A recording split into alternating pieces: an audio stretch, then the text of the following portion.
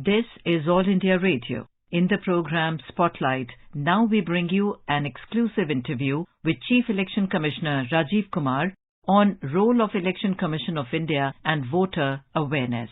Interviewer is Dr. Atul Kumar Tiwari, editor, All India Radio.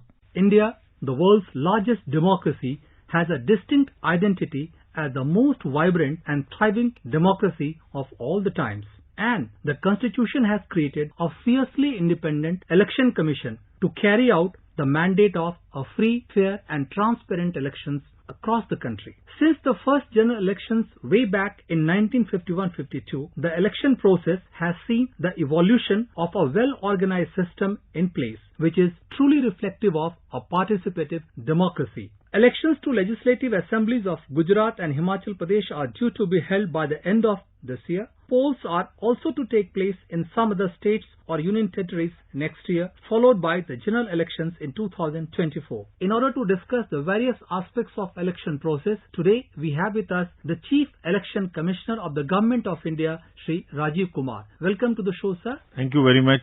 Shri Rajiv Kumar took charge as the 25th Election Commissioner on 15th of May 2022. In his previous assignment as the Election Commissioner, elections were held for state assemblies of Bihar in 2020, Assam, Kerala, Puducherry, Tamil Nadu, West Bengal amidst COVID concerns in March-April 2021, followed by the elections to Goa, Manipur, Punjab, Uttarakhand and recently in Uttar Pradesh. An IAS officer of 1984 batch, he has served in various capacities such as Finance Secretary to the Government of India and the Chairman Public Enterprises Selection Board. Shri Rajiv Kumar brings with him a vast experience of more than 36 years, having worked in various ministries at the centre and state across social sector, environment and forest, human resources, finance and banking sector.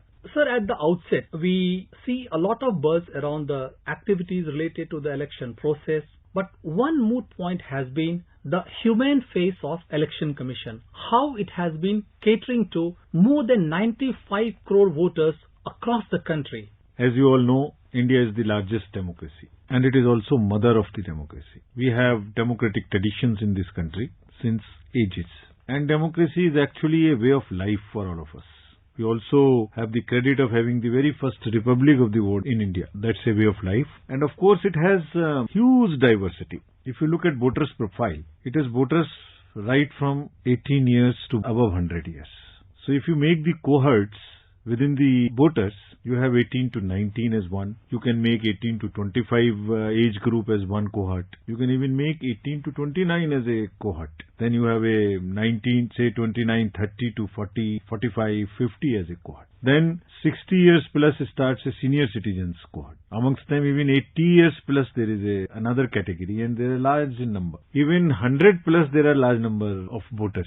And how fortunate in that way we are, and our democracy is, and our country is, that we have voters above 100 years and many of them have voted in all the elections. It's really very, very pleasant, and they deserve all our respect and all our gratitudes.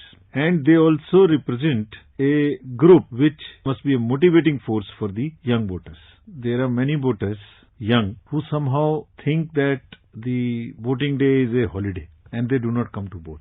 Last year there was an amendment in which young voters were given, and others also who are left from the registration, the chances of becoming a voter 4 times in a year. And further, Commission has allowed even 17-year plus young fellows to apply in advance, and whenever they become 18 years, their application will remain with the election staff, and they will kind of give them a birthday gift of a election I-card on their attaining the 18 years. So while so much effort is being made, it casts a duty on the young voters also to vote. And similarly, what is empirically seen, there is a urban area voter apathy also. If you look at the least percentage constituencies in the country, many of them are urban areas and really big metropolitan cities. It is really necessary that the leave given to the voters under the Negotiable Instrument Act is not taken just as a leave. It is taken as a duty, and Commission is also starting a program in which all the organizations, 500 and plus employees, are being requested to see after the voting day, identify those who have not voted so that we can kind of give them motivational or the sweep awareness activities. about the human face of the commission. If the 80 plus voters or the persons with disability or anybody affected with COVID desires to vote from the comfort of the home, he or she can apply and fill Form 12D, which our BLO will go and get it filled. And then our BLO will come to their homes and get the vote also exercised, cast. And in that entire process, the candidate and his agent can always accompany our team. And the entire process is also videographed, so that the secrecy of the vote of the senior citizen 80 plus and PWD is fully protected. Similarly, in case of transgender also, Commission is focusing that all of them get registered. Our duty is to provide equal opportunity to everyone and make the entire process as much as tech friendly and as much as ease of voting and ease of registration that possible. And for this purpose, there are a large number of tech enabled applications which have been started. Say for giving your choice, there is a PWD app. Any Divyangjan can apply for even a facilitation at the booth center in terms of a wheelchair or in terms of a volunteer if they want. Similarly, there is a braille enabled script on the ballot unit. There are places where the number of members in polling parties are more than the votes, but we take it on ourselves to go and collect those votes. And that is why every time the transition of power takes place so smoothly with the use of the ballot. Sir, holding elections at such a large scale, that to a gigantic task, it must have been quite a daunting aspect in terms of the election machinery at the center and at the state. Starting from scratch, how do you oversee the entire process to see to it that the interests of the political parties or the candidates or the voters are protected in letter and spirit and the democracy moves further ahead? See, as you know, India is the largest democracy in the world, and year after year, election after election, it is strengthening in the processes and in the ease which through the technology are being invented and provided to the voters, political parties and all stakeholders. So it's a big task, no doubt. You have close to 95 crore voters. More than 1 crore employees get involved, are drafted for duty. There are more than 10 lakh booths in the country. Multi-phase elections take place.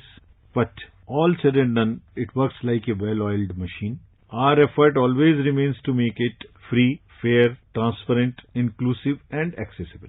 At every RO level, there is a set pattern. All the procedures are so transparent that the candidates take part at every stage of the process.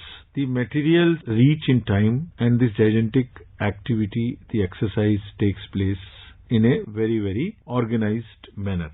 During the course of election process, the Commission must be coming across a series of challenges, be it in terms of the polling process, the administrative support, the deployment of security forces, to reaching out to the far-flung places, and that too in a manner in which the entire population of particular area or district is involved and they take part in this festival of democracy in a wholesome manner. Can you share us some of these challenges and how Election Commission addresses them? So amongst the various challenges which arises and which we encounter during the elections, one can categorize them, relate to the logistics, relate to the issues coming up during campaign, relate to use or misuse or overuse of the various forms of media, social media, and also relate to the money power, and also the criminalization, means the criminals as the candidates. Because of the combination of all of this, in that heated phase of campaigning, becomes very, very prone to the false narratives and fake news, and in those heated moments, any news which is not empirically correct affects the voters. It confuses them. It brings them the information which may or may not be correct, and without having an immediate way of knowing whether it is correct or not correct. Because of the traction these days the news on the social media gets, the damage is already done. So that's a very serious challenge which we face in this digital world. We also face serious challenge in terms of the possible misuse of money during the elections. Another serious challenge that comes from the presence of the criminal candidates in the fray. So the Commission has been, and also on the various directions of the Supreme Court in various criminalization and other aspects, been taking very systematic actions to remove the impact of criminalization in politics, and also the money power in politics. Say for instance, for criminalization, if there is a candidate who has a criminal record, he or she will have to publish 3 times prominently in the media, print and electronic both, what is the nature of the criminal background. Similarly, the party which is making them the candidates will also have to declare prominently as to why they selected such a candidate having the criminal background, and also why they could not select somebody else. Similarly, in money also, when the elections start, the Commission calls all the enforcement agencies in the country and instructs them to not allow the distribution of money. Here, the voters also have to become very conscious. Those at least who are vigilant citizens, they must use this opportunity to make complaints about this. And for this, Commission has again used technology and made an application called C-Vigil. It can be downloaded, and the beauty of this is that any citizen can take a picture or a video, or even can write it on the paper and take a photo and upload it and make that complaint in this application. Once he makes that complaint, the location, longitude and latitude is automatically captured because of the location of the mobile phone, and the Commission moves to that area and we give a response within 100 minutes. Similarly, there is another application called Know Your Candidate. So the KYC, just download it and know everything about your candidate. So KYC, C-Vigil. Similarly, there is a portal for candidates also called Suvidha portal. You file your nominations, you apply for all entitlements. Is all that possible? Reaching out to people, especially the Generation Next, the millennials and the people in the urban areas, has been quite a task for the Election Commission. Commission has been holding several outreach activities over the years, and these have paid dividend in many ways in form of increased voter participation of women, to cite a few over the years.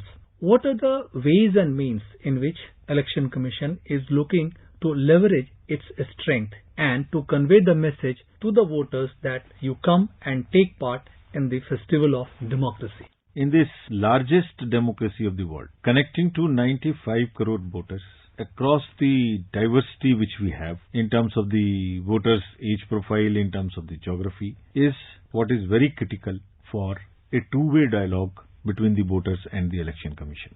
The two-way I say because we need to explain and need to convey and need to have an outreach of all the transparent processes and what we do to conduct the free and fair elections. This requires that the means of communication and the channels of communications are very judiciously and meticulously selected. The channels and the medium both have to be regional, so that we talk in regional language. We talk through the distribution mechanisms which are regional, through All India Radio. We are starting a 52-episode program to connect to the voters every week on Friday, and this program has two objectives. These are that we convey to you, as I mentioned, as to how we conduct free, fair, transparent elections, how we empower our senior citizens, women, young voters, and also in the process listen to you. What are your suggestions? How do we get the feedback of what needs to improve? So therefore, these interactive sessions should start soon, and these episodes would be another effort of the Commission to have a stronger and stronger outreach. In addition to this, another outreach is focused in the colleges, where we have the electoral literacy clubs. We involve the young voters and also specific targeted outreach programs in the booths and in the sections where the voting percentages are less. So we have identified the booths in the entire country where the voting percentage was less than the average, to kind of assess as to why it is so, and to also start the contextualized outreach in those areas. The outreach is also through various means on social media also, and it's a big outreach program, and this is the new addition of this outreach effort, which is through the All India Radio, that we want to connect to all our voters. Thank you, sir, for sparing your valuable time and sharing insights on the various aspects of election with our listeners. Thank you very much. You were listening to an exclusive interview with Chief Election Commissioner Rajiv Kumar on role of Election Commission of India and voter awareness. Interviewer was Dr. Atul Kumar Tiwari, Editor, All India Radio. This program was produced and presented by the News Services Division of All India Radio. You can listen to it on our mobile app, News on EIR. This program is also available on our YouTube channel, News on EIR Official.